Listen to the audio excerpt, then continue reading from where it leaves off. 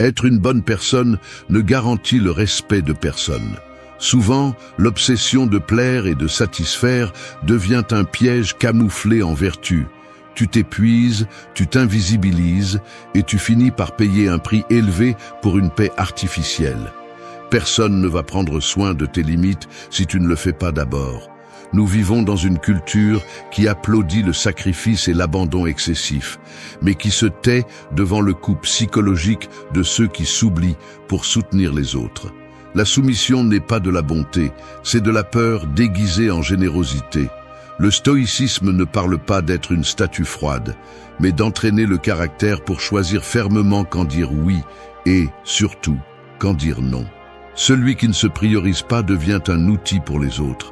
Tu n'es pas responsable de porter le monde sur tes épaules, ni de résoudre les vies des autres. Ta dignité ne peut pas dépendre de l'approbation extérieure. Cesser de se justifier est un acte de respect de soi, et apprendre à se taire à temps est la réponse la plus intelligente quand on cherche à te manipuler. La véritable liberté commence quand tu cesses de demander la permission d'être toi-même. L'inconfort est nécessaire, personne ne te rendra le temps ni l'énergie que tu as sacrifiée par peur de déranger. Aujourd'hui, tu vas apprendre à te choisir, même si cela dérange ceux qui sont habitués à ta soumission. Plus de concessions par peur, la fermeté est ta nouvelle forme de respect. 1. Arrête de chercher une validation constante. Arrête de te mentir. Chercher une validation constante est un piège que tu as toi-même creusé et dont toi seul peux sortir. Tu n'es pas un enfant perdu qui a besoin de l'approbation de chaque personne autour de toi pour savoir que tu as de la valeur. Si tu continues à mesurer ta valeur selon les sourires des autres, les merci forcés ou les tapes dans le dos, tu hypothèques ta vie et ton pouvoir personnel en mensualité qui ne cesse jamais d'être payée. Le besoin chronique de plaire, d'être accepté à tout moment, est un mécanisme mental qui ne fait que te fragiliser et te transformer en marionnette des volontés d'autrui. Chaque fois que tu repousses tes limites par peur de déranger, chaque fois que tu tais ta véritable opinion pour ne pas perdre des points dans cette absurde compétition de sympathie, tu te trahis un peu plus. Et la vérité est celle-ci. Personne ne respecte celui qui s'humilie pour plaire. Personne n'admire celui qui vit en fonction des applaudissements. Arrête de te justifier en disant que tu es une bonne personne, quand en réalité tu es incapable de dire non par peur du rejet. Ce théâtre ne sert qu'à ce que les autres t'utilisent comme un joker émotionnel, sachant que tu céderas toujours à la moindre pression. Être bon n'est pas se laisser piétiner, ni servir de paillasson pour que les autres nettoient leur frustration. La véritable bonté exige de la force, exige du discernement, exige que tu te mettes en premier quand c'est nécessaire. Ne confonds pas éducation avec servilité, ni empathie avec soumission.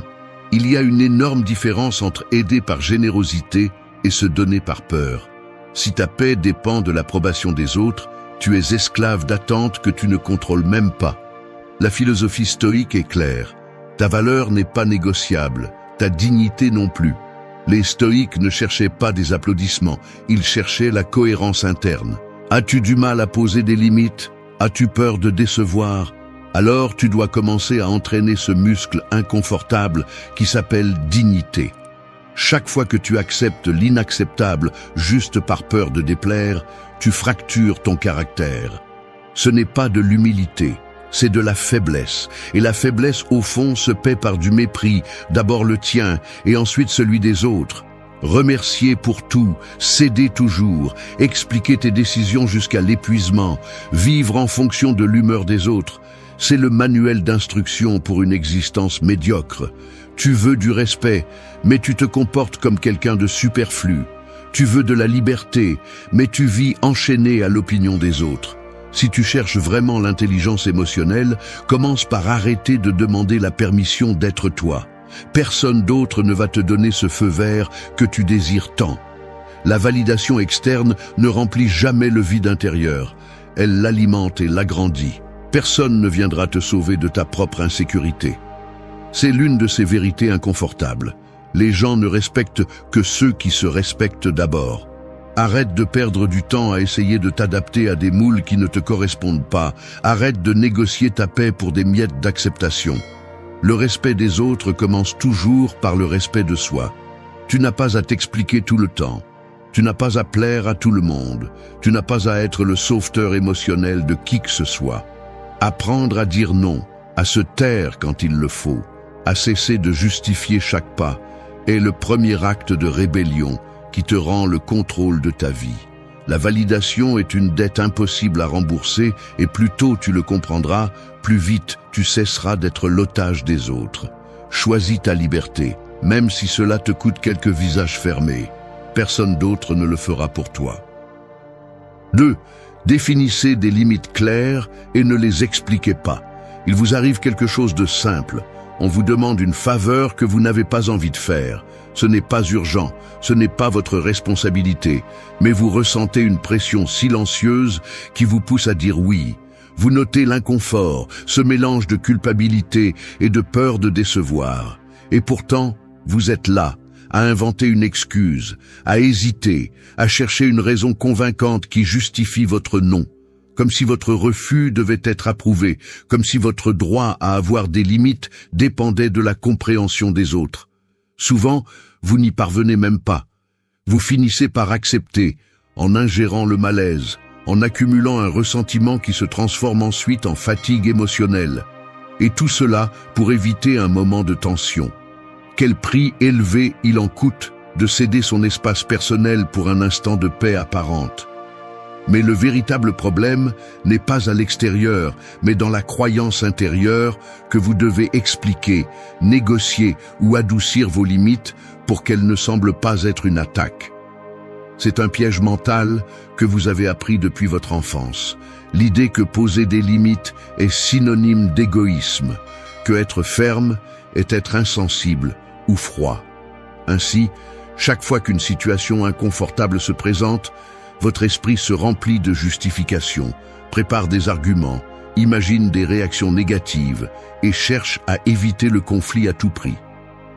Le poids de l'approbation sociale devient une sorte de filtre qui déforme votre perception de ce qui est juste et nécessaire. Mais la vérité est que personne ne va protéger votre paix si vous ne le faites pas d'abord. Vous n'avez pas à vous asseoir devant un tribunal chaque fois que vous décidez de prendre soin de votre temps ou de votre énergie. C'est ici que la dignité et l'intelligence émotionnelle entrent en jeu. Les limites claires ne demandent pas de permission ni de pardon. Elles se communiquent avec fermeté, sans fioriture ni excuse. Expliquer trop est une forme cachée de demander de l'acceptation, de mendier de la compréhension pour quelque chose qui, au fond, vous revient de plein droit. Chaque fois que vous justifiez vos limites, vous les affaiblissez. Chaque fois que vous donnez des explications inutiles, vous ouvrez la porte à ce que d'autres négocient avec vous, remettent en question vos raisons ou vous manipulent pour que vous cédiez. Le respect ne croit pas là où il y a de l'hésitation. La clarté, bien qu'elle soit parfois inconfortable, est un acte d'autodéfense psychologique. La racine de cette habitude réside dans la peur de perdre l'affection ou le statut, dans la crainte d'être considéré comme égoïste. Mais cet investissement émotionnel ne vous conduit qu'à hypothéquer votre bien-être futur pour une petite dose d'acceptation passagère. La véritable force réside dans la capacité à supporter l'inconfort momentané d'un visage long ou d'un silence gênant, plutôt que de porter pendant des jours l'insatisfaction d'avoir cédé encore une fois. Dire non et se taire ensuite est suffisant. Vous n'avez pas besoin de convaincre qui que ce soit que vos limites sont valables. Vous n'avez pas besoin d'être sympathique pour être respecté. Silence et fermeté, c'est la véritable autorité. Lorsque vous commencez à le pratiquer, c'est difficile. Le corps se tend, la voix tremble, l'esprit crie que vous devez expliquer, adoucir, ne pas risquer d'être le méchant. C'est le vieux réflexe de vouloir plaire et appartenir. Mais c'est là que se forge le caractère, en résistant à la tentation de vous justifier. Ce n'est pas de l'arrogance ni de la froideur, c'est du respect de soi. La valeur de vos limites se mesure à votre capacité à les maintenir sans demander pardon d'exister. Au final, seul celui qui sait dire non sans tourner autour du pot, devient maître de lui-même. Ligne emblématique. La limite que vous défendez en silence vaut le double. Une autre, votre autorité commence là où vous cessez de vous justifier. 3. Choisis ton bien-être avant de plaire. Je n'aime pas l'admettre, mais souvent, j'ai choisi le bien-être des autres avant le mien, juste pour éviter de me sentir coupable. C'est inconfortable de reconnaître que, derrière cette générosité apparente, se cachait une sorte d'addiction à l'approbation, une dépendance psychologique à la sensation d'être le bon, même si cela impliquait de me trahir. Le problème, c'est que ce mécanisme ne paie jamais ce qu'il promet. Il te livre la satisfaction fugace de plaire, mais te facture ensuite avec de la fatigue, du ressentiment et un sentiment de vide qui ne s'en va pas. Si tu y penses calmement, prioriser le plaisir des autres est une stratégie de survie apprise, un réflexe presque automatique pour te protéger de l'inconfort, du rejet ou du jugement. Mais cette stratégie, loin de t'apporter la paix, te transforme en otage des émotions des autres. C'est un investissement émotionnel avec des intérêts très élevés. Plus tu cèdes, plus on attend de toi, et plus tu t'efforces de ne pas décevoir, moins tu te respectes toi-même. L'origine de ce schéma se trouve souvent dans une éducation émotionnelle défectueuse, où l'on t'a appris que ton propre bien-être est secondaire et que mettre les autres en premier est un signe de vertu. Le résultat est que chaque fois qu'un conflit surgit entre ce dont tu as besoin et ce que les autres attendent de toi, ton esprit active le pilote automatique. Minimiser tes besoins, justifier ceux des autres, reporter ton repos, accepter des tâches qui ne te concernent pas. Le coût de cette habitude est cumulatif et le corps le ressent. Fatigue chronique, irritabilité, manque de motivation et un sentiment constant d'être endetté envers tout le monde sauf toi-même. Vivre ainsi, c'est renoncer peu à peu à ton propre projet de vie.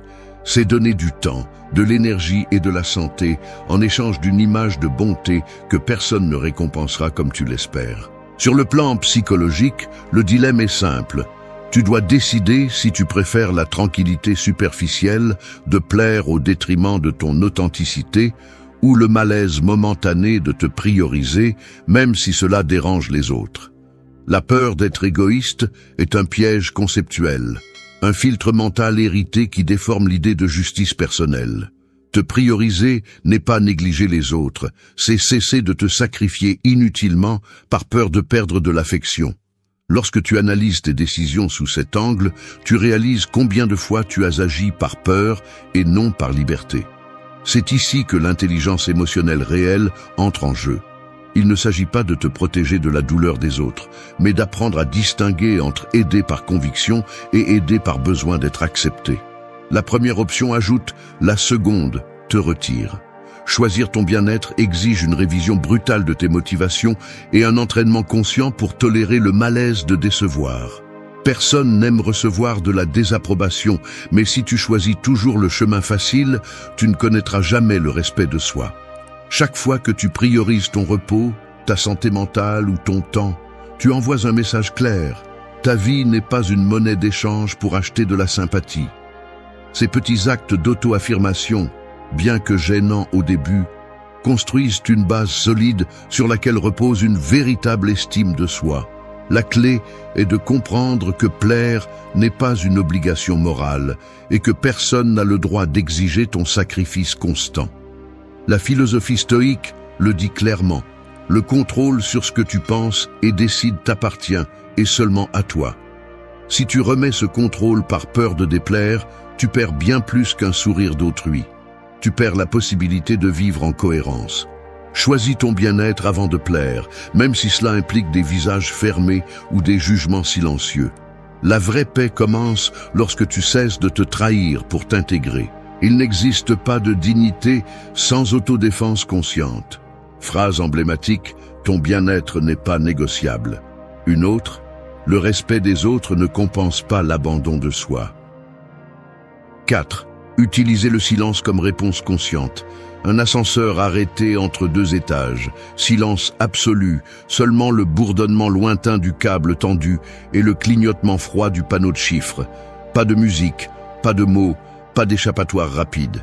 Juste cet instant suspendu où le temps s'étire et t'oblige à t'écouter, à sentir le poids de ta respiration et le battement accéléré sous la peau. Utiliser le silence comme réponse, c'est exactement cela. Arrêter le mécanisme automatique des excuses, couper le flux anxieux des mots et rester immobile, mal à l'aise, dans l'espace entre ce qu'on te demande et ce que tu décides. Le silence, bien choisi, est inconfortable pour celui qui l'observe, percutant pour celui qui le maintient. C'est le langage de celui qui n'est plus prêt à offrir des explications, ni à laisser les autres le pousser hors de ses propres limites. Dans la vie réelle, cela se traduit par des gestes concrets. Quelqu'un te lance une demande déguisée en urgence, attend ta réaction docile, mais tu soutiens simplement le regard, sans hâte, laissant le poids de l'attente tomber sur la table. Tes mains restent immobiles, tes lèvres scellées. L'autre commence à s'inquiéter, cherche à remplir l'air de justification, d'arguments, d'allusions, mais tu ne cèdes pas le terrain. Apprendre à utiliser le silence nécessite une maîtrise du corps. Contrôler l'impulsion de te justifier, résister à la pression invisible de devoir dire quelque chose. Laisser le moment se refroidir pour que la décision vienne de la fermeté et non de la culpabilité. Le silence est inconfortable, mais c'est un inconfort qui entraîne le caractère et protège ton énergie.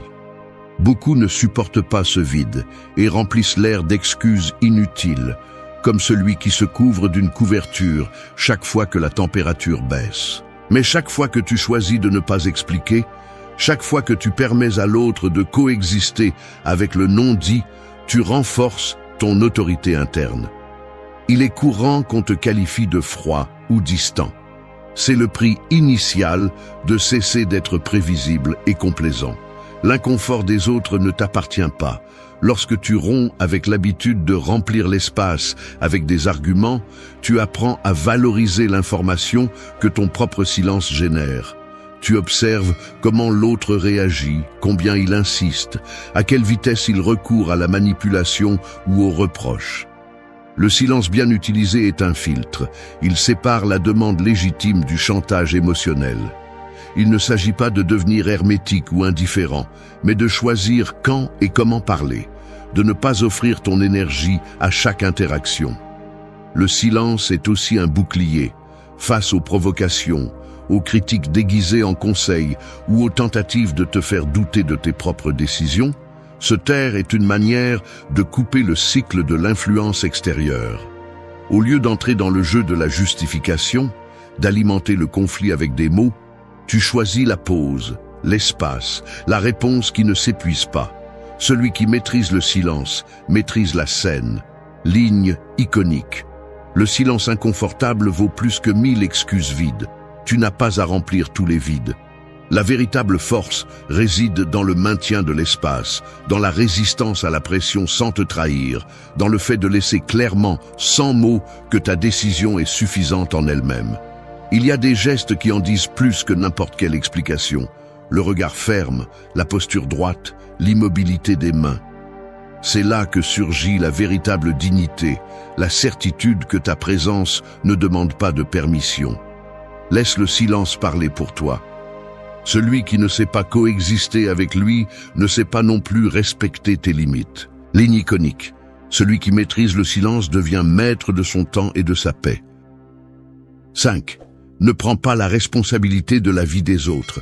Tu n'es le sauveur de personne. Arrête de porter les vies des autres comme si c'était ta responsabilité, comme si ta mission était de sauver ceux qui s'enfoncent dans leurs propres erreurs. Ce rôle est un piège déguisé en noblesse, une stratégie d'auto-illusion qui ne fait qu'alimenter ton ego et drainer ton énergie. La vérité inconfortable est que tu t'es habitué à te sentir nécessaire, à croire que sans ton aide, les autres ne sauraient pas quoi faire. Mais ce besoin d'intervenir, de résoudre, d'éviter que les autres affrontent leurs conséquences n'est qu'un mécanisme pour te distraire de ton propre vide. Chaque fois que tu t'immisces pour résoudre des problèmes qui ne sont pas les tiens, tu te mets une médaille invisible et en même temps, tu t'enchaînes à une vie d'épuisement, de frustration et de ressentiment. La réalité est brutale. Celui qui vit en assumant les responsabilités des autres n'est pas plus généreux, il est plus faible. Ce n'est pas de la force, c'est de la peur déguisée en vertu. Peur de ne pas être important, de ne plus être indispensable. Peur que si tu lâches le rôle de sauveur, tu te retrouves seul avec tes propres affaires, sans le drame des autres qui te donne un sens. Mais personne ne te remerciera comme tu l'espères. Au contraire, plus tu résous pour les autres, plus ils deviennent dépendants. Plus tu te sacrifies, moins ils te valorisent. Devenir le coussin émotionnel des autres ne fait que te faire utiliser comme monnaie d'échange pour acheter de l'affection bon marché. Arrête de te croire indispensable. La vie des autres n'est pas ton projet. Il est facile de tomber dans l'excuse de « je veux aider ». Je ne peux pas détourner le regard. Si je ne le fais pas, personne ne le fera. Mais ces phrases sont des mensonges que tu te racontes pour ne pas affronter la peur de décevoir, de perdre le contrôle, de cesser d'être perçu comme la bonne personne que tout le monde peut utiliser à sa convenance. Sois clair. Aider ceux qui en ont vraiment besoin, oui. Porter leurs responsabilités, non. Il y a une différence gigantesque entre la compassion et la codépendance. La première ajoute, la seconde te soustrait. Si ton estime de soi dépend de te sentir utile pour tous, ce que tu as n'est pas de la générosité, c'est de la dépendance émotionnelle. Personne ne respecte celui qui se sacrifie toujours et ne se choisit jamais. Phrase emblématique, celui qui vit pour sauver finit par se noyer. Arrête de protéger les adultes de leurs propres erreurs. Laisse le poids des conséquences tomber là où il doit. Personne ne mûrit ni n'apprend quand il y a quelqu'un qui résout tout. Et si c'est toi qui soutiens, qui amortis, qui bouche les trous des autres, tu retardes seulement la croissance des autres et sabotes la tienne. Ce qui semble être de l'empathie est en réalité de la peur du rejet déguisé en altruisme. Ne te trompe pas. La véritable force réside dans le fait de voir quelqu'un trébucher et, au lieu de courir pour le relever, de faire confiance à sa capacité à se relever seul. Si tu es toujours le filet de sécurité, tu deviens prisonnier des chutes des autres. Ce n'est pas ton rôle. Éloigne-toi du syndrome du sauveur. Arrête de demander la permission de te prioriser. Si quelqu'un se sent mal à l'aise parce que tu cesses de porter sa vie, c'est son problème, pas le tien.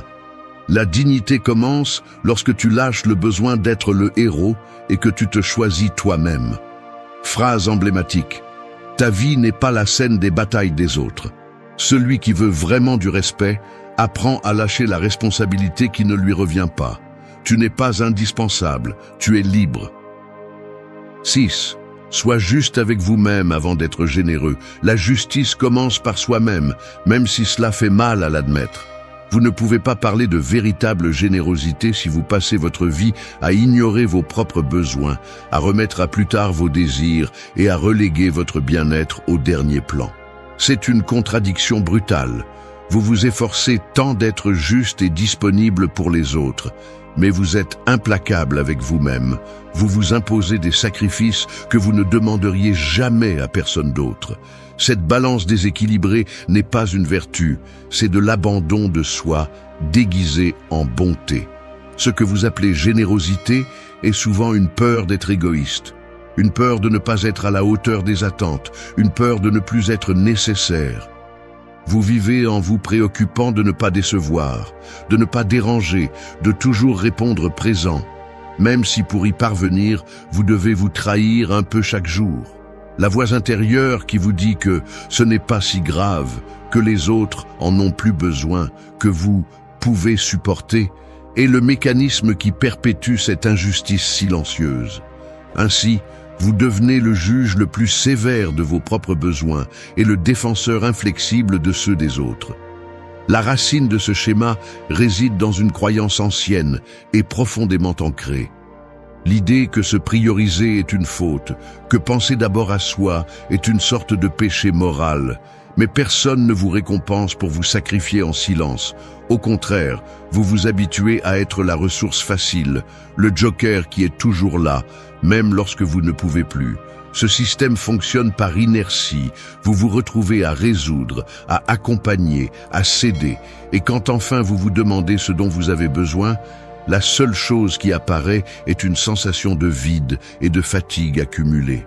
Vous vous êtes tellement entraîné à regarder vers l'extérieur que vous ne reconnaissez même plus le poids de votre propre dette interne. Être juste avec vous-même n'est pas un acte d'égoïsme. C'est une question d'équilibre psychologique et de respect de base. Celui qui ignore ses propres limites finit par faire payer les autres sous forme de ressentiment, d'épuisement ou de reproches déguisés en bonté. Être juste avec vous-même exige de revoir la façon dont vous vous parlez, dont vous vous jugez et dont vous vous permettez de vous reposer, d'échouer ou de dire non sans sentir que vous devez quelque chose au monde. Il ne s'agit pas d'abandonner la générosité, mais de comprendre que vous ne pouvez pas donner ce que vous n'avez pas, ni offrir une énergie qui ne vous reste pas, ni résoudre les vies des autres au détriment de la vôtre. Cet ajustement mental est inconfortable car il oblige à affronter la question que vous évitez le plus.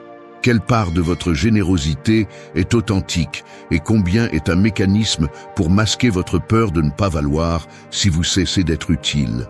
La véritable générosité ne peut surgir que de quelqu'un qui est en paix avec lui-même. Pas de celui qui utilise le sacrifice pour remplir un compte émotionnel toujours dans le rouge.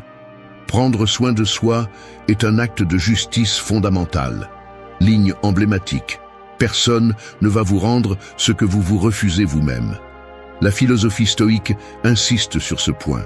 La véritable vertu commence par l'autogouvernance. Vous ne pouvez pas être juste à l'extérieur si vous êtes implacable et injuste à l'intérieur. Vous ne pouvez pas prêcher l'empathie si votre dialogue interne est pure exigence et culpabilité. La justice envers vous-même est le premier filtre. C'est seulement à partir de là que vous pouvez choisir quand donner, comment aider et jusqu'où accompagner sans vous perdre dans le processus. Et oui, apprendre à être juste avec vous-même va déranger ceux qui étaient habitués à votre disponibilité illimitée. Qu'il en soit ainsi. Votre dignité n'est pas négociable, votre bien-être non plus. Soyez juste avec vous-même avant d'être généreux, même si cela implique de décevoir ceux qui s'attendaient à continuer à vous demander des sacrifices silencieux. Le respect de soi se construit ainsi, en se choisissant sans demander pardon.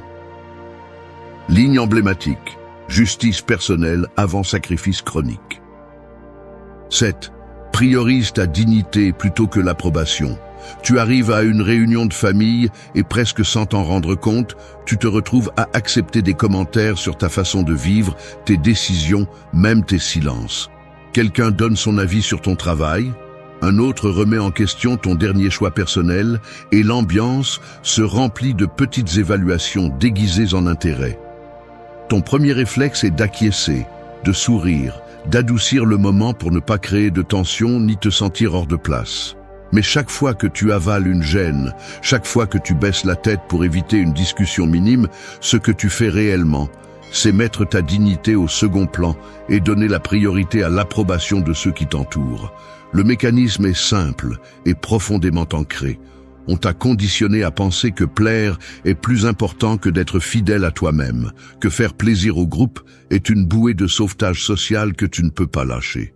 Mais cette habitude, devenue réflexe, finit par éroder ta perception de toi-même jusqu'à ce que ta présence devienne négociable et ton jugement malléable par l'opinion des autres. Si tu analyses le processus, le désir d'approbation n'apparaît pas de nulle part. Il a des racines dans le besoin d'appartenir et dans l'insécurité apprise dès le plus jeune âge. Tu ne veux pas détonner, tu préfères éviter le jugement et le rejet, même si cela implique de céder de petits territoires internes. Le problème est que chaque concession t'éloigne un peu plus de ta propre cohérence. La dignité ne se perd pas dans de grands drames, mais dans ces gestes quotidiens où tu choisis de garder le silence sur ce que tu penses, d'accepter ce que tu ne veux pas, ou de déguiser ton inconfort pour ne pas être perçu comme l'étrange ou le problématique. Ainsi, l'approbation devient une monnaie d'échange et tu t'habitues à en payer le prix avec tes propres principes. Cet investissement ne rapporte pas, Ce que tu gagnes est une paix superficielle, une illusion d'appartenance qui n'est jamais suffisante car elle dépend de facteurs que tu ne contrôles pas. La conséquence de prioriser l'approbation sur la dignité est une sorte d'érosion interne. Tu perds ton centre, tu cesses de te reconnaître, et le respect de soi se dilue jusqu'à ce qu'il ne reste que le masque fonctionnel que tu portes en société. L'estime de soi ne survit pas longtemps lorsque tu la laisses entre les mains des autres. Et c'est ici qu'intervient l'analyse stratégique. Tu dois identifier les points de fuite, ces moments où le désir d'être accepté te pousse à te trahir. La première étape est d'observer sans anesthésie comment tu agis lorsque tu sais que tes décisions peuvent déranger ou déplaire. C'est là que se révèlent les véritables limites de ta dignité. Il ne s'agit pas de se battre pour tout ni d'imposer ta volonté, mais de maintenir ton jugement, même si cela signifie perdre de la sympathie ou faire face à des regards inconfortables. La fermeté n'est pas de l'arrogance, c'est une autodéfense psychologique. Ligne emblématique. La dignité n'est pas négociable, même si l'approbation a bonne presse. Apprendre à prioriser ta dignité est un processus de désapprentissage conscient. Cela exige de désactiver le pilote automatique qui te pousse à chercher l'approbation et de le remplacer par une boussole interne orientée vers la cohérence et le respect de soi. Cela implique de l'inconfort, oui, car tu devras faire face à la vieille peur d'être mal compris ou rejeté. Mais chaque fois que tu choisis ta dignité au-dessus du plaisir social, tu renforces ton caractère et récupères ton autorité sur toi-même. C'est un entraînement. Maintenir tes décisions sans entrer dans des explications inutiles. Exprimer ton désaccord avec respect mais sans l'adoucir jusqu'à le rendre méconnaissable. Accepter que tout le monde ne va pas te célébrer et que c'est bien ainsi. La liberté personnelle commence lorsque tu cesses d'hypothéquer ton authenticité pour un sourire emprunté. Ligne emblématique. Privilégie l'inconfort de la vérité plutôt que de t'intégrer par habitude. 8. Agis avec fermeté, pas avec soumission. Je reconnais que je me suis surpris à accepter des choses que je ne voulais pas, simplement parce que l'inconfort de dire non me semblait plus lourd que le désagrément de céder. Je me souviens de la tension dans le corps, du geste forcé d'acquiescer, de la mâchoire serrée, alors que dans ma tête s'allumait l'alarme qu'il y avait quelque chose qui n'allait pas. Et pourtant, choisissant la soumission par habitude, par peur, par ce réflexe appris de survivre en plaisant. C'est comme laisser quelqu'un d'autre conduire ta vie, même si tu sais que le volant t'appartient. Il ne s'agit pas de grands drames, mais de ces moments où ton langage corporel te trahit, les épaules affaissées, le regard baissé, les mains agitées sur la table.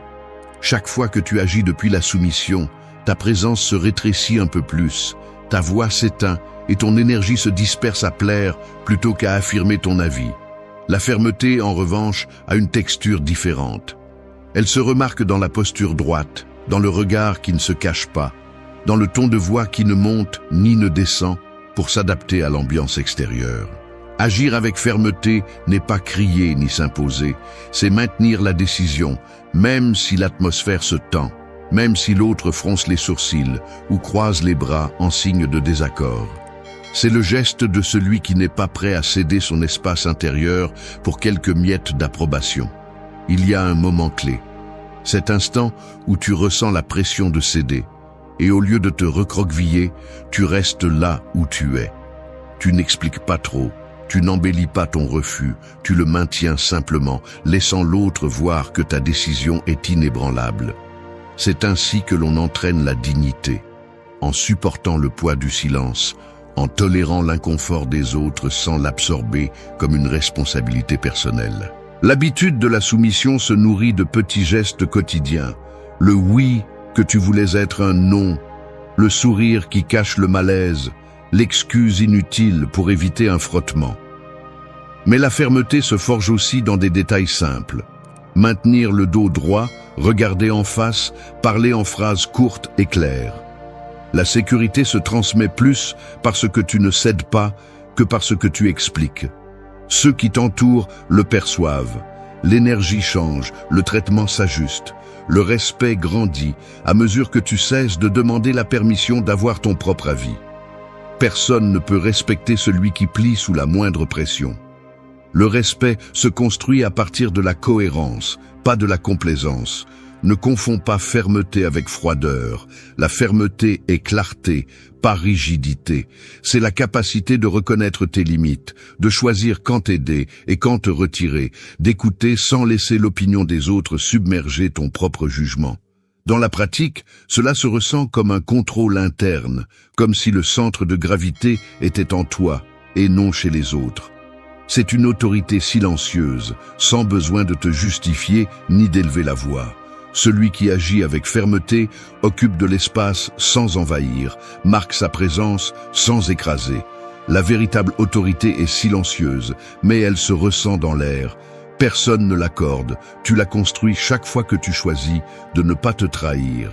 Fais l'expérience. La prochaine fois qu'on te demande quelque chose que tu ne veux pas, observe ton corps, écoute ta voix, note si l'impulsion est de céder ou de te maintenir. Décide, prononce ton nom et reste ferme, même si la situation devient tendue. C'est inconfortable, oui, mais cet inconfort est le prix de ta liberté. Ligne iconique. La fermeté ne crie pas, mais elle s'entend clairement. Une autre, ta présence pèse plus quand tu ne te plies pas. La soumission est la renonciation silencieuse. La fermeté, la conquête quotidienne de ton respect personnel. Il y a des personnes dont le simple message ou la présence déclenche un mécanisme d'alerte dans votre esprit, comme si votre corps savait avant vous le prix invisible que vous payez pour les tolérer. Ce serait naïf de nier qu'il existe des individus capables de drainer votre énergie et d'enchevêtrer votre paix avec des commentaires, des attitudes ou des manipulations subtiles.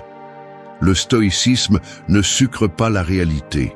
Il vous la jette au visage. Il vous rappelle que vous ne pouvez pas contrôler les autres, seulement vos propres réactions. Il ne s'agit pas de résignation ni de devenir une statue insensible, mais de reprendre les rênes de votre état émotionnel lorsque l'extérieur veut envahir vos limites. Cesser de souffrir à cause de personnes toxiques n'est pas un service que vous leur rendez, mais un acte de dignité personnelle. Vous n'avez pas l'obligation de permettre à quiconque de fracturer votre caractère. L'autocontrôle n'est pas de la froideur, c'est le filtre qui sépare l'essentiel du destructeur.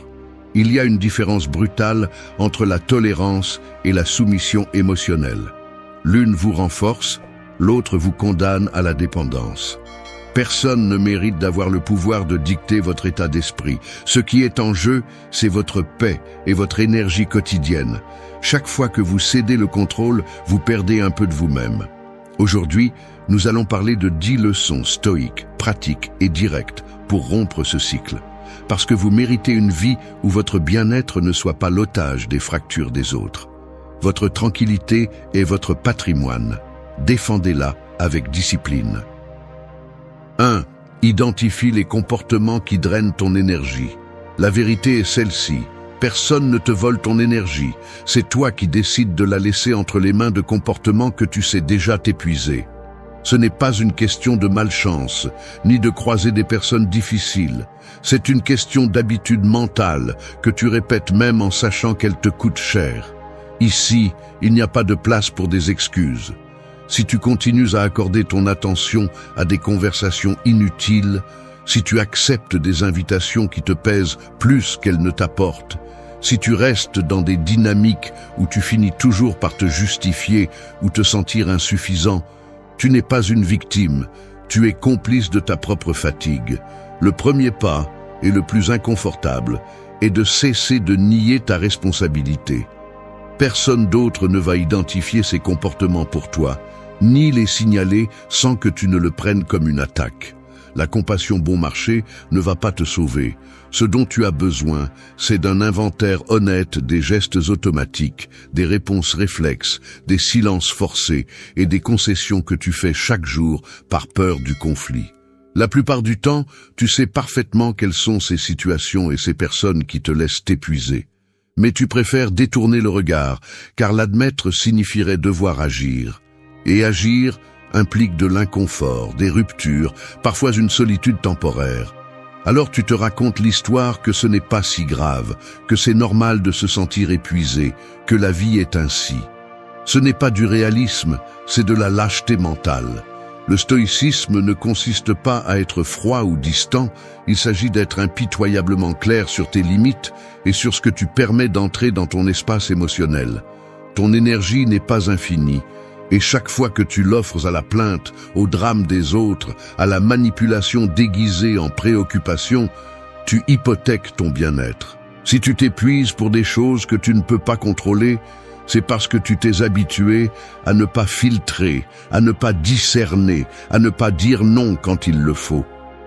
Prends la responsabilité du filtre que tu utilises pour décider à qui et à quoi tu donnes ton temps et ton esprit. Il ne suffit pas de se plaindre ou de souhaiter que les gens changent. La véritable discipline consiste à couper à la racine les comportements que tu répètes par peur de te sentir seul, par peur de perdre une prétendue harmonie qui n'est rien d'autre que de la résignation déguisée en maturité. Ne te trompe pas. Chaque fois que tu tolères un manque de respect, chaque fois que tu te tais pour éviter la tension, tu ajoutes du poids à une dette émotionnelle qui tôt ou tard te laissera vide. La paix mentale ne se négocie pas. Soit tu choisis les comportements qui te renforcent, soit tu continues à donner ton énergie à ce qui te fragilise. Si tu n'identifies pas ce qui te draine, tu choisis de rester brisé. Personne d'autre ne le fera pour toi. 2. Arrête de chercher la validation de ceux qui te blessent. Tu rentres chez toi après une longue journée. Tu regardes l'écran de ton téléphone et comme un réflexe automatique, tu vérifies si cette personne a répondu. Peu importe si la dernière chose qu'elle t'a dite était une critique déguisée en conseil, une blague acerbe ou ce silence à moitié qui te laisse penser que tu as fait quelque chose de mal. Te voilà, encore une fois, attendant un signe, un geste, n'importe quel signe d'approbation qui te sorte de l'inconfort. Tu sais que cette validation ne dure jamais assez longtemps et qu'après un moment, tu ressens à nouveau la même anxiété, le même vide. C'est comme si, malgré tout ce que cela t'a coûté, tu continuais à parier ton estime de soi à la roulette d'un jugement extérieur. Et le pire, c'est que tu reconnais le schéma. Chaque fois que tu reçois une minimale acceptation, tu t'accroches plus fort. Chaque fois que tu es ignoré ou méprisé, ton esprit se remplit d'explications qui ne servent qu'à justifier l'attachement. Parfois, tu te convaincs que, si tu parviens à plaire ou à prouver ta valeur, cette personne va changer d'attitude et enfin, tu te sentiras suffisant. Mais ce qui se passe réellement est un mécanisme d'auto-sabotage. Tu remets le contrôle de ton humeur à celui qui a le moins prouvé qu'il le mérite. Quand tu cherches la reconnaissance auprès de ceux qui te blessent, ce que tu cherches en réalité, c'est une réparation impossible. Tu refuses d'accepter que leur approbation ne guérira jamais ce que d'autres ont brisé en toi auparavant. Tu insistes pour répéter la dynamique parce qu'au fond, tu as peur de faire face à l'abîme de ton propre jugement. Tu préfères écouter leurs opinions, même quand elles sont toxiques, que de t'asseoir pour écouter ce que tu penses de toi-même. Là se trouve la racine du problème. Tu déposes ta valeur entre des mains étrangères parce qu'en le faisant, tu retardes l'inconfort d'assumer ta propre responsabilité émotionnelle. Il n'y a pas de dignité à attendre des miettes de ceux qui t'épuisent. Le besoin de validation est une fracture dans le caractère, un point faible que les autres détectent et exploitent. Si tu ne le reconnais pas, tu t'habitues à mesurer ta valeur au thermomètre de ceux qui ne respectent même pas ton intégrité. Le stoïcisme ne te demande pas d'être de pierre, il exige que tu sois honnête avec ce qui te rend vulnérable. Ta paix mentale dépend de cesser de demander la permission d'exister. Tu ne reprends le contrôle que lorsque tu comprends que ton propre jugement vaut plus que n'importe quel applaudissement extérieur. Personne ne peut te donner la validation que tu n'as pas cultivée à l'intérieur. La liberté émotionnelle commence le jour où tu cesses de mendier reconnaissance et commences à construire le respect de soi. Tu n'es pas le reflet de ceux qui n'ont pas su te voir. Tu es le résultat des décisions que tu prends pour cesser de dépendre d'eux. 3. Établis des limites fermes sans justification. Parfois, je me surprends à justifier des limites qui, au fond, n'ont pas besoin d'explication. Je me découvre en train de rédiger mentalement des excuses, ornant chaque nom de justification inutile, presque comme si je devais demander pardon pour défendre mon espace. C'est un mécanisme qui remonte à loin. On grandit en pensant que poser des limites est égoïste, que dire « stop » est un manque d'empathie, que tu dois argumenter chaque décision qui t'éloigne du conflit. Mais ce récit ne fait que t'enfermer dans un cycle d'épuisement. Chaque fois que tu te justifies, en réalité, tu cèdes du terrain. Tu donnes à l'autre la sensation que ta frontière est négociable, que tu peux te convaincre du contraire s'il présente le bon argument. Et c'est là que commence l'épuisement, la culpabilité, le doute, la tentation de céder un peu plus pour éviter l'inconfort. La limite devient quelque chose de fragile, une ligne tracée dans le sable que n'importe qui peut effacer. Apprendre à établir des limites fermes, sans donner d'explication, est une décision qui met mal à l'aise, car elle t'oblige à assumer le coût de ne pas plaire, de ne pas satisfaire, de décevoir les attentes des autres. C'est un prix élevé, et c'est pourquoi si peu de gens le paient. Si tu analyses les dynamiques avec des personnes toxiques, tu verras qu'elles cherchent toujours la faille de l'argument. Si tu leur donnes des raisons, elles les utilisent comme levier. Si tu leur montres de l'insécurité, elles la transforment en combustible. C'est pourquoi la seule limite réelle est celle que tu ne négocies pas. Dire « je ne permets pas cela » sans embellissement, sans discours, sans ouvrir la porte à des discussions, est une déclaration d'autonomie. Il ne s'agit pas d'être brusque, mais d'être clair. La limite n'est pas une attaque, c'est une décision stratégique pour protéger ton énergie. Le stoïcisme le dit clairement, ce qui est sous ton contrôle, c'est ta réponse, pas l'opinion des autres. Si chaque fois que tu marques une distance, tu as besoin de te justifier, au fond, tu demandes la permission. Et personne ne respecte celui qui demande la permission d'être respecté. Le respect de soi ne se mendie pas, il s'exerce, même quand cela met mal à l'aise. Le processus est plus mental qu'externe. D'abord, tu dois accepter que tout le monde ne comprendra pas tes limites. Et c'est bien. Ensuite, tu dois entraîner ta tolérance à l'inconfort, le regard de déception, le commentaire passif-agressif, le silence forcé. Tout cela fait partie du prix. Mais chaque fois que tu maintiens ta frontière sans reculer ni te justifier, tu renforces un muscle interne, celui de l'autodétermination. La limite n'est pas seulement une ligne vers l'extérieur, c'est une déclaration vers l'intérieur de ce que tu es prêt à tolérer et de ce que tu ne vas plus porter. Voici une phrase que tu dois te rappeler. Ta tranquillité vaut plus que l'approbation de ceux qui ne respectent pas tes besoins. La fermeté est un investissement à long terme. Celui qui prend ses limites au sérieux prend sa propre dignité au sérieux. Il ne s'agit pas de gagner des discussions, il s'agit de ne pas te perdre dans la tentative de plaire. Les limites fermes n'ont pas besoin de discours, elles ont besoin de décisions. 4. Protège ta tranquillité face aux provocations. Il y a des personnes dont la présence se fait sentir comme un bourdonnement persistant dans la nuque, une vibration inconfortable qui ne disparaît pas même si tu changes de pièce ou augmentes le volume de la musique. Ce n'est pas un coup frontal, ni un cri, c'est une provocation calculée, une grimace à peine visible, un commentaire subtil qui cherche à s'infiltrer sous ta peau, une question enveloppée d'ironie, un regard qui ne se maintient pas mais ne se retire pas non plus. Le corps réagit avant l'esprit, les épaules se tendent, la mâchoire se serre, le sang s'accélère.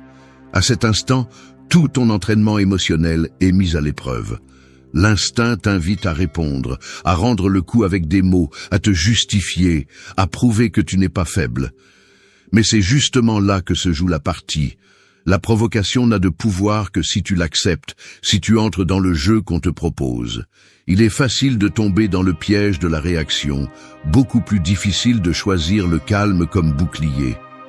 Observer une personne toxique essayer de te déstabiliser, c'est comme voir quelqu'un lancer des hameçons en espérant que tu mords. Chaque provocation est une quête de contrôle, une invitation à perdre ton centre. Si tu acceptes le défi, Tu perds ta paix et tu deviens la marionnette de leurs états d'âme. La sérénité, en revanche, est un silence qui pèse plus que n'importe quel argument. Il ne s'agit pas de rester silencieux par soumission, mais de montrer que ta stabilité n'est pas à vendre. Le calme n'est pas passivité. C'est une déclaration active. Je ne cède pas ma tranquillité pour ton conflit. Il y a une ligne emblématique que tu dois graver. Tu n'es pas responsable de la guerre intérieure des autres. Quand tu comprends cela, tu cesses de prendre personnellement les attaques déguisées en blagues, les comparaisons malveillantes, les gestes qui cherchent à enflammer ta colère. Le travail stoïque consiste à remarquer la réaction qui monte de l'estomac et à l'arrêter avant qu'elle n'atteigne la langue. Respirer profondément, relâcher la tension, regarder dans les yeux sans hésitation. Parfois, un geste minimal, une pause délibérée, suffit pour que l'autre perçoive qu'il n'a pas accès à ton centre. Tu n'as pas besoin d'explications ni de discours moraux. Ta contenance est une réponse suffisante. La dignité ne se négocie pas dans un échange de reproches. Les gens toxiques se nourrissent de l'effet qu'ils parviennent à provoquer. Si tu ne leur donnes pas cette dose de réaction, ils se retrouvent vides face à leur propre malaise. La véritable force ne réside pas dans le fait de gagner la discussion, mais dans le fait de ne pas perdre son calme.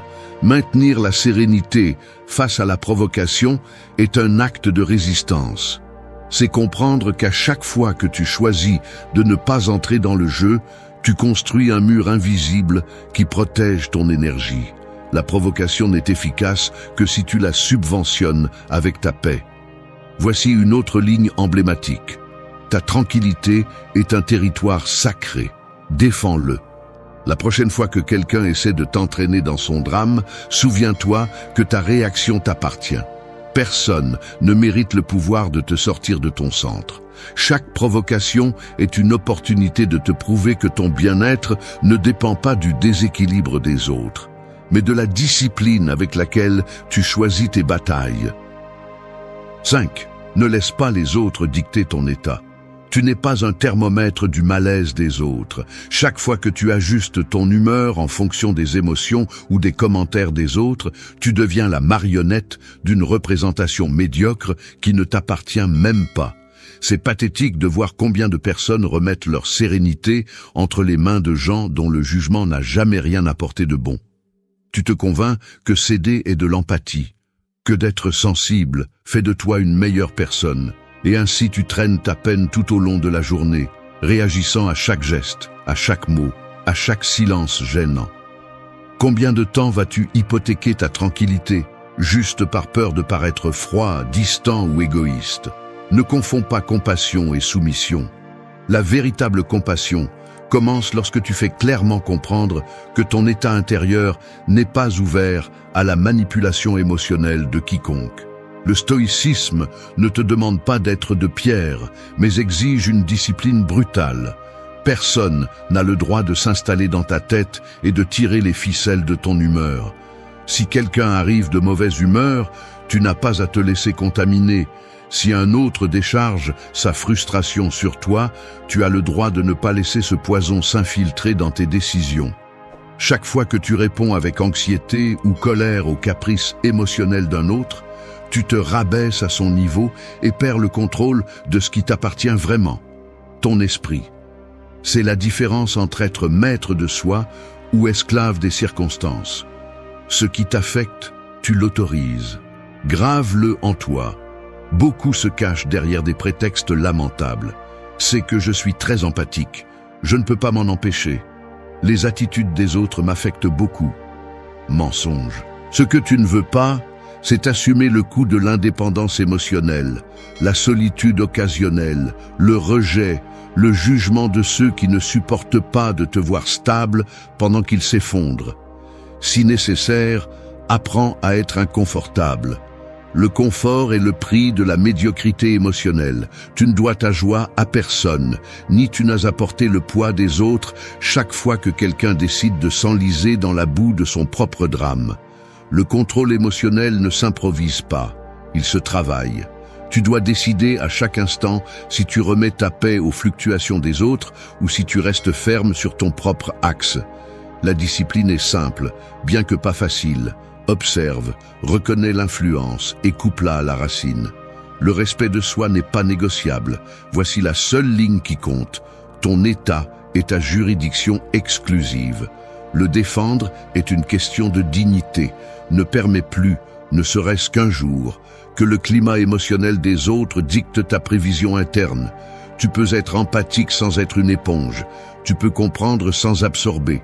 Choisis, une fois pour toutes, d'être l'architecte de ton état et non le locataire de la tempête d'autrui. 6. Investis ton énergie à grandir, pas à changer les autres. La vérité est celle-ci. Chaque fois que tu insistes pour changer une personne qui ne veut pas changer, tu gaspilles ton énergie dans un pari perdu. Il n'y a rien de plus stérile que d'investir du temps, de l'espoir et des efforts dans la fantaisie, que ton exemple, tes arguments ou ton affection vont transformer quelqu'un qui ne voit même pas de problème dans sa façon d'être. Cet élan de vouloir corriger ou sauver les autres n'est pas de la générosité, c'est de l'arrogance déguisée en bonne intention. C'est l'ego qui murmure que, si tu insistes suffisamment, tu vas réussir à faire éveiller l'autre, à le faire réfléchir ou à te remercier. Mais ce qui se passe réellement, c'est que tu deviens otage d'attentes irréalistes, enchaînant ton bien-être à des résultats qui n'ont jamais été sous ton contrôle. C'est ici que l'esprit se remplit d'excuses. Tu te répètes que tu veux juste aider, que ce serait égoïste de lâcher prise, que tu as l'obligation morale de supporter et de pousser l'autre vers son soi-disant « meilleur moi ». Mais si tu es honnête, ce que tu cherches vraiment, c'est à soulager ton propre malaise face à l'inconfort de voir quelqu'un stagné ou destructeur. Tu ne supportes pas la sensation d'impuissance et tu préfères te mentir en pensant que tes efforts peuvent changer la volonté des autres. Le mécanisme est subtil, mais dévastateur. Chaque fois que tu investis dans la transformation d'un autre, tu négliges ton propre processus. Tu remets à plus tard tes objectifs. Tu te distrais de ta croissance. Tu finis par porter un sac à dos qui ne t'appartient pas, tournant en rond au lieu d'avancer sur ton propre chemin. Le stoïcisme est brutalement clair à ce sujet. Tu ne peux pas sauver celui qui ne veut pas sortir de son trou, ni convaincre celui qui s'accroche à son propre drame. La seule transformation légitime est celle que tu fais en toi. Grandir est un travail solitaire et intransférable. Chaque minute que tu passes à essayer de façonner le comportement d'un autre est une minute que tu te voles à toi-même. La véritable discipline consiste à cesser d'utiliser le changement des autres comme excuse pour ne pas affronter tes propres tâches en attente. Investis en toi, pas dans la résistance des autres. C'est une phrase que tu dois te tatouer dans la tête. Ton énergie est limitée. Si tu la gaspilles dans des batailles étrangères, tu arrives à la fin de la journée vide, frustré et amer. Il n'est pas facile de lâcher l'illusion que tu peux être le moteur de l'évolution d'une autre personne, mais c'est nécessaire. Ce qui est vraiment courageux, c'est de reconnaître que ta responsabilité s'arrête là où commence la volonté de l'autre. Le reste est de l'épuisement, c'est de l'arrogance, c'est la peur de rester seul avec ton propre processus. La prochaine fois que tu ressentiras la tentation d'insister, demande-toi si cet effort est un acte d'amour-propre ou juste une façon d'éviter de regarder tes propres carences. La véritable croissance commence lorsque tu récupères ton énergie, que tu cesses d'investir dans des causes perdues et que tu l'orientes, sans distraction, vers ton propre développement. Tu n'es pas venu dans ce monde pour être l'architecte de la conscience des autres. Tu es venu pour te construire toi-même, sans dépendre de l'évolution de qui que ce soit d'autre. 7. Utilise chaque conflit pour renforcer ton caractère. Tu sors d'une réunion de travail et tu réalises que tu as les épaules tendues, la mâchoire serrée et la tête pleine de phrases que tu n'as pas réussi à dire. Tu te répètes des arguments en silence. Tu repasses chaque geste de cette personne qui semble prendre plaisir à exposer tes erreurs. Et tu analyses la scène en cherchant ce que tu aurais pu mieux répondre. La sensation d'inconfort ne disparaît pas lorsque tu fermes la porte. Tu la traînes jusqu'à chez toi, elle te suit pendant que tu prépares le dîner et s'immisce dans tes pensées avant de dormir. C'est ce type de conflit qui pèse le plus. celui qui ne se termine pas lorsque la conversation se termine, mais qui reste en suspens comme une dette que tu ne sais pas comment régler. C'est ici que beaucoup de gens stagnent, croyant que la seule issue est d'éviter le conflit ou de fuir ceux qui le provoquent. Mais cette approche ne fait que retarder l'apprentissage.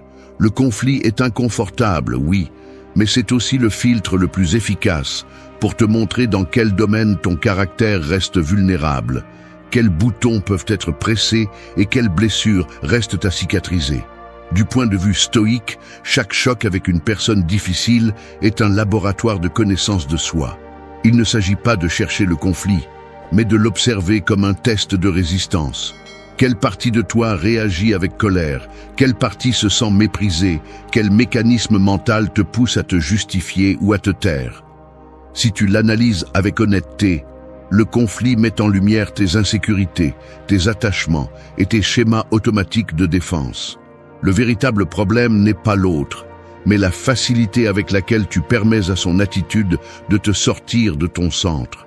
Chaque fois que tu perds le contrôle, tu remets une partie de ton autorité interne et tu renforces l'idée que ta paix dépend de facteurs externes. C'est cela la véritable fracture, la conviction que tu ne seras calme que lorsque l'environnement sera parfait, lorsque personne ne te remettra en question, lorsque tout coulera sans frottement. Mais la vie ne te donnera jamais ce scénario. Attendre l'absence de conflit est une fantaisie et vivre en espérant que tout le monde respecte ta sensibilité est la recette parfaite pour la frustration chronique. L'approche stratégique consiste à utiliser chaque conflit comme un entraînement, non pas pour te durcir ni devenir insensible, mais pour identifier exactement où tu dois renforcer ton caractère. Chaque fois qu'un commentaire t'affecte plus que de raison, c'est une opportunité de te demander pourquoi. Chaque fois que tu restes coincé dans la culpabilité, la honte ou le ressentiment, tu as la possibilité de travailler sur cette zone vulnérable. Le conflit n'est pas une menace, c'est une radiographie de ton état intérieur. Si tu apprends à l'analyser sans victimisation, tu découvres des schémas qui se répètent, des arguments internes qui te sabotent et des croyances qui ne te servent plus.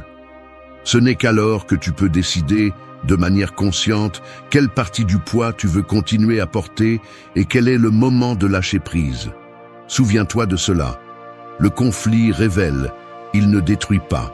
Et aussi, la force n'est pas l'absence de choc, c'est la résilience face à eux. Chaque situation difficile, si tu l'affrontes avec honnêteté et discipline, devient un investissement dans ton autonomie émotionnelle. Rester coincé dans la plainte ne fait que prolonger la dette.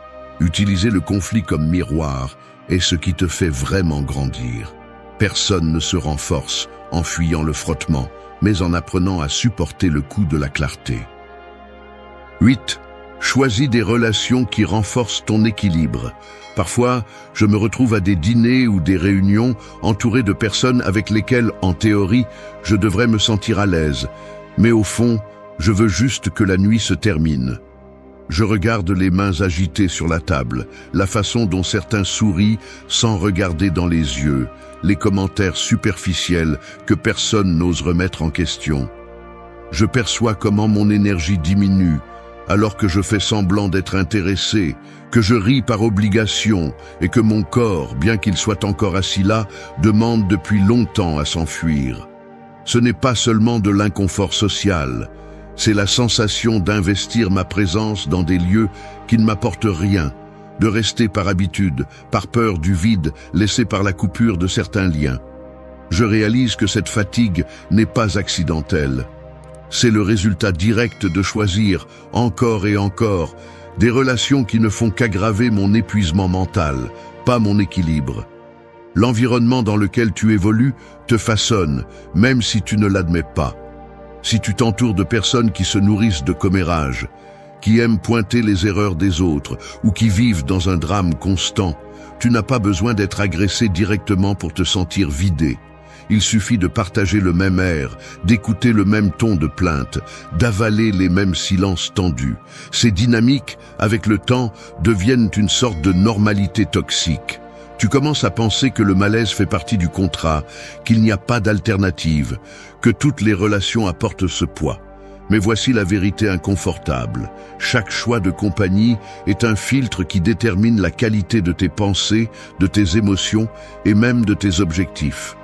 Ce n'est pas seulement une question de s'éloigner des toxiques, c'est une question de décider à qui tu permets de façonner ton état intérieur.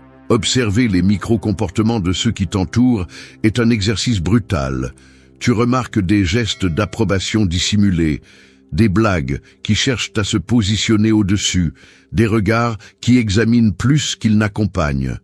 Si tu restes là, tu absorbes le climat émotionnel comme s'il t'appartenait, même si tu sens qu'il ne te représente pas. Le stoïcisme ici n'est pas indifférence, mais discipline, pour choisir avec qui tu partages tes espaces les plus intimes. Il y a des gens dont la simple présence ordonne ton humeur, t'invite à t'exprimer sans peur, t'encourage à grandir même s'ils ne prononcent pas un mot inspirant. Ce sont des relations qui fonctionnent comme des ancres, pas comme des chaînes. Choisis ces liens, même s'ils te coûtent du temps, même s'ils impliquent de réduire la liste de contacts jusqu'à ce qu'elles tiennent dans une main. Peu de choses pèsent plus que la mauvaise compagnie. Mieux vaut être seul que entouré de ceux qui te volent ta clarté. Tu n'as pas besoin de justifier le filtre. Tu n'as pas à donner d'explications pour prioriser des relations qui renforcent ta paix. La vie est déjà suffisamment difficile pour en plus porter l'humeur des autres qui ne te tirent que vers le bas. Souviens-toi de ceci, la qualité de tes relations est la véritable frontière de ton équilibre. Ne t'adapte pas à ce qui t'épuise.